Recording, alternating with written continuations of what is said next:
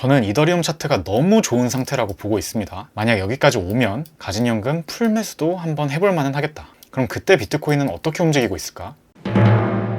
비트코인 현물 ETF가 드디어 승인됐습니다. 저는 90% 이상의 확률로 승인될 확률이 높다고 보는 블룸버그 ETF 애널리스트 전망에 동의한다고 말씀드렸었죠. 비트코인이 제도권에 입성하는 정말 역사적인 사건이라고 생각하고요. 올해 예정되었던 장기적 대박 호재 3가지 중에 하나가 드디어 완성되어서 기쁩니다. 그런데 누군가는 이제 호재가 끝났으니 비트코인이 내려가는 것 아니냐, 다음 관심사는 비트코인에서 다른 곳으로 이동할 거다 라는 말도 하죠. 오늘은 이 부분에 대한 저의 생각을 공유드리려고 합니다. 일단 비트코인은 제가 ETF 승인 이틀 전에 올렸던 단기 시나리오들 안에서 움직이고 있다고 보고 있어요. 우선 승인이 되면 오를지 말지의 문제가 아니라 무조건 오르긴 오르는데 얼마나 오를지의 문제라고 말씀드렸었죠. 실제로 승인 후부터 이렇게 약 8%가량의 상승을 줬죠. 생각보다 큰 펌핑은 아니었는데 저는 여전히 똑같은 시나리오 안에서 상방 가능성이 남아있다고 보고 있습니다. 정확히 말하면 아직 내려갈 만한 사인을 찾지 못했다고 말하는 게 정확할 것 같아요. 지난번 공유드린 시나리오가 뭐였죠? ETF 승인 후 오르게 되면 여기 평행 채널 상단 위로 오를 텐데 여기서 페이크 돌파여서 다시 채널 안으로 들어오는 경우가 한 가지, 나머지는 쭉 올라서 최소 똑같은 크기의 평행 채널 상단까지 가는 경우가 3가지 있다고 말씀드렸죠. 실제로 방송 때부터 채널 상단 위로 올라왔고 지금이 바로 평행 채널 상단 아래로 다시 내려갈지 아니면 똑같은 크기의 평행 채널 상단까지 또는 그 이상까지 올라갈지에 분기점에 있다고 보고 있습니다. 중간에 단기 무빙이 굉장히 심하게 나오면서 이거 혹시 이미 평행 채널 안으로 들어온 것 아닌가 하기도 했는데 금방 다시 위로 오르더라고요. 이상해서 여러 시도들을 해봤습니다. 평행 채널인데 원래 꼭지점을 이곳에 두 꼭지점을 이어서 그렸었다면 이번에는 저점과 저점을 이어서 그려봤고요. 또 시간봉이 너무 지저분해서 일봉으로 바꾼 다음 일봉의 꼬리들은 최대한 제외하고 몸통 기준으로 그려봤어요. 그랬더니 재밌는 점이 눈에 띄더라고요. 자, ETF가 승인되기 이전 시점의 이 부분에서 단기적으로는 추세선의 위아래로 왔다 갔다 한 것 같지만 일봉으로 봤을 때 마감은 결국 어디서 했다? 끌어올려서 항상 추세선 위에서 했다. 즉 추세선 아래로 급락했던 건 ETF 승인이라는 큰 이벤트를 앞두고 불안한 심리를 가중시키는 개미털기 무빙이었을 수 있겠다 라고 추측하고 있고요. 여러분도 당분간은 변동성과 불확실성이 심해진다 싶으면 한 걸음 뒤로 떨어져서 크게 보면 도움이 되실 것 같습니다. 사실 꼬리는 제외하고 캔들 몸통 기준으로 판단하는 건 보통 주식에서 많이 나왔거든요. 비트코인은 대부분의 경우엔 그냥 꼬리까지 다 보면 됩니다. 그래서 저도 처음에 추세선을 그을 때 이 꼬리 기준으로 그냥 그었던 거고요. 대부분의 경우엔 몸통 기준이 아니라 꼬리 끝을 기준으로 그으면 맞았어요.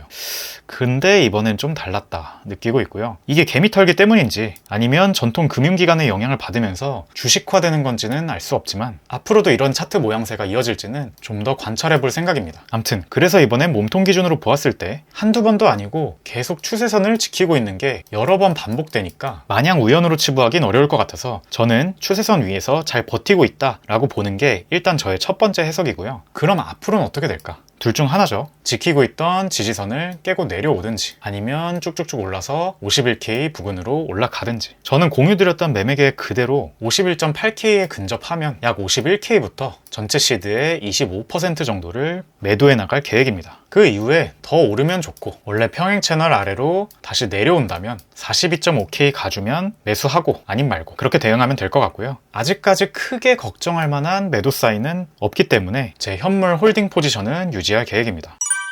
그런데 재미있는 현상이 벌어졌죠. 비트코인 현물 ETF가 승인되니까 비트보다 이더리움이 훨씬 더 많이 올랐어요. 이걸 두고 사람들은 비트코인 ETF 호재가 끝났으니까 이제는 5월에 이더리움 ETF 승인 이슈로 관심이 몰릴 거다. 그래서 이더리움이 오를 거다 하는 해석. 한편 어떤 사람은 이더리움은 비트코인보다 ETF 승인이 되기는 어려울 것이다 라는 전망도 내놓고 있죠. 솔직히 저는 이런 전망들보다는 차트 그 자체만으로 이번 상승으로 인해 이더리움 차트가 굉장히 좋아졌다 라고 보고 있습니다. 제가 보는 이더리움 일봉 차트인데요. 저는 2250에서 2330불에서 분할 매수했었죠. 일단 상승 잘 먹고 있는데 그때 산 이유 중 하나가 바로 하얀색으로 표시된 마지막 중기 저항선 근처에서 가격이 비비고 있어서 곧 뚫릴 가능성이 높다고 봤기 때문이었어요. 일본 기준의 중장기 차트에선 이렇게 최고점에서부터 내려오는 중기 저항선이 상승 추세를 결정하는 경우가 정말 많거든요. 그런데 이더리움이 이 하얀색 마지막 저항선 근처에서 비비다가 큰 거래량과 함께 힘있게 뚫었다는 것은 찐 돌파를 의미한다고 봅니다. 그래서 저는 이더리움이 만약 추세선 부근까지 내려와서 리테스트를 해준다면 반등할 가능성을 높게 보고 남은 현금 다 매수 트라이 해볼 생각도 하고 있어요. 그런데 여기서 더 중요한 건 뭐다? 안 내려오면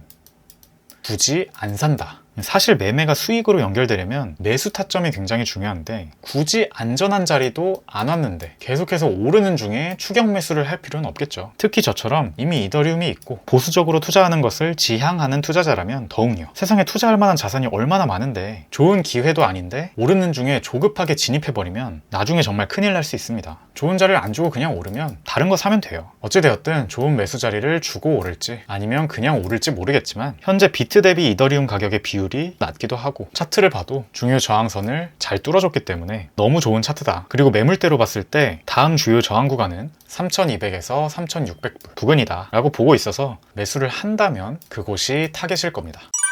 이더리움 말고 또 생각해야 할 호재는 뭘까요? 바로 올해의 대박 호재 3가지 중 남은 2가지, 금리 인하와 반감기입니다. 지금 페드워치2를 보면 2024년 3월 20일에 금리가 인하될 확률이 70%로 예상되고 있고요. 반감기 카운트다운 웹사이트를 가보시면 반감기는 대략 4월 10일 에서 4월 22일로 예상이 되고 있습니다. 제가 올해 전망을 하면서 변동성이 커지는 격동의 상반기가 될 거라고 예상했던 것도 그래서였고, 그래서 비트코인 현물 ETF 승인은 이제 끝났기 때문에 호재가 소멸되고 이제 관심사는 이더리움과 함께 이러한 3월의 금리 인하 그리고 4월의 반감기로 이동할 겁니다. 그래서 꼭 이더리움이 아니더라도 여전히 비트코인 시장 앞에는 많은 변동성이 기다리고 있다. 그리고 투자에 있어 변동성은 위기이자 곧 기회이다 라는 점을 생각하면서 남은 상반기 가면 되겠고요. 참고로 금리 인하의 경우에는 금리 인하가 시작될 즈음에 주식시장에 조정이 시작되는 경우가 많았기 때문에 오히려 ETF 이슈보다 조금 더 조심히 접근하면 좋을 것 같습니다. 금리 인하 시작 시점 부근에서 올 수 있는 위기 가능성만 잘 피한다면 금리 인하가 마무리된 다음엔 통화량이 증가하고 통화량이 증가하면 비트코인 가격도 올랐다는 건 우리가 과거 기록을 통해서 명확하게 알 수 있거든요. 여전히 2024년은 상승장의 초중반부로서 인생에 몇 없는 기회가 될 수 있는 해임에는 틀림없습니다. 오늘 내용 정리하면 우선은 단기 움직임 보면서 아래로는 40.2K 기준 가격 잘 지켜주는지 확인하고 현재 위치 잘 지켜주면서 추가로 올라가면 51K 부근에서 25% 분할 매도, 거기서 바로 더 오르든지 조정받고 오르든지 더 오르게 된다면 57K 부근에서 50% 분할 매도로 대응하려고 한다. 그리고 이더리움은 중기적으로 중요한 마지막 저항선을 잘 뚫어줬기 때문에 기본적으로 차트가 좋은 상태고 내려와서 저항선 리테스트 해주면 손익비가 굉장히 좋은 자리가 될 것으로 봐서 저도 적극적으로 매수할 계획이다. 마지막으로 현물 ETF 소재는 소멸되었지만 곧 관심사는 3월 금리 인하와 4월 반감기로 이동할 것이다. 이때 위기를 기회로 삼을 수 있도록 잘 대응해보자 라는 것입니다. 저도 이 과정에서 시장에 변화가 있거나 관점에 변화가 있으면 바로 영상으로 찾아올 거니까요. 구독, 알림 설정 하시고 기다려주시면 좋을 것 같습니다. 직장인 투자자 A였습니다. 감사합니다.